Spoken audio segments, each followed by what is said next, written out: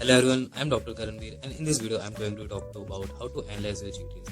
तुमने जीटी दे दिया, ठीक है, तुम्हारे या तो अच्छे नंबर आए या फिर अच्छे नंबर नहीं आए, तो दोनों केसेस में जीटी एनालाइज करना बहुत ज़्यादा जरूरी होता है। तो जीटी एनालाइज करने के लिए हम क्या करेंगे कि या जो मैं करता था बहुत सिंपल चीज़ है, लाइक उसको हम तीन हिस्से में डिवाइड कर लेंगे। सबसे पहले जो कि तुमने इनकरेक्ट करा, ठीक है, इनकरेक्ट करा है मतलब वो तुम्हारा बिल्कुल ही गलत था, तो तुम्हें उसके अंदर अपना कॉन्सेप्ट भी ठीक करना है। तो सबसे पहले देखना है कि सबसे इनकरेक्ट कौन सा है, तो वो इनकरेक्ट देखे, उसका एक्सप्लेनेशन पढ़ा, अगर तुम्हें समझ आ गया well and good, but still उसको एक बार उसका टॉपिक पढ़ लो, ठीक है। फिर सेकंड आएगा जो तुमने गेस मार्क करा है, क्योंकि ये बहुत जरूरी है। तुम अपना अगर जब एग्जाम दे रहे हो, जीटी दे रहे हो, तो उसमें मार्क है, मतलब उसमें आता ऑप्शन की एज अ गैस वाला, तो तुम्हें वो भी आ जाएगा, तो तुम्हारे पास तुम्हें पता होगा कि ये वाला तुमने गैस मार्क किया है।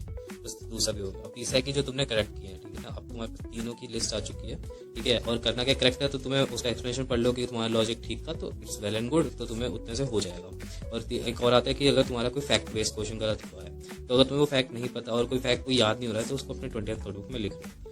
सो ये सबसे सिंपल तरीका है जीटी एनालाइज करने का, ठीक है। फिर उसका एक और चीज करनी है जीटी एनालाइज करते वक्त कि अपना लिखना है कि हर सब्जेक्ट के अंदर कितने परसेंटेज ऑफ मार्क्स क्वेश्चन तुम्हारे ठीक हुए।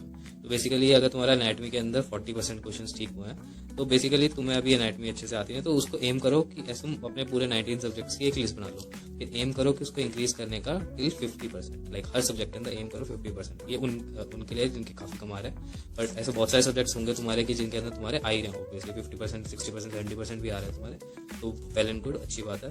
बट अगर नहीं आ रहे तो एम करो हर सब्जेक्ट के अंदर 50% लाने का। तो उससे क्या होगा कि तुम्हारा ओवरऑल स्कोर जंप होगा। तो अब तुम देखो कि तुम्हारा सबसे कम किस में आ रहा है, और अगर वो ऐसा सब्जेक्ट है कि तुम बहुत आसानी से उसको बूस्ट कर सकते हो, जैसे कि ऑर्थो हो गया या फिर डर्मा हो गया, शॉर्ट सब्जेक्ट्स में हो गया, तो उनको जल्दी से अपना कर लो, क्योंकि वो बहुत जल्दी हो जाता है। तो तुम्हारा अगले जीटी में तुम्हें एकदम से जंप मिलेगा, ठीक है। तो तुम ये करोगे, बहुत आसान है, ऐसे तुम्हारा पूरा जीटी एनालाइज हो जाएंगे।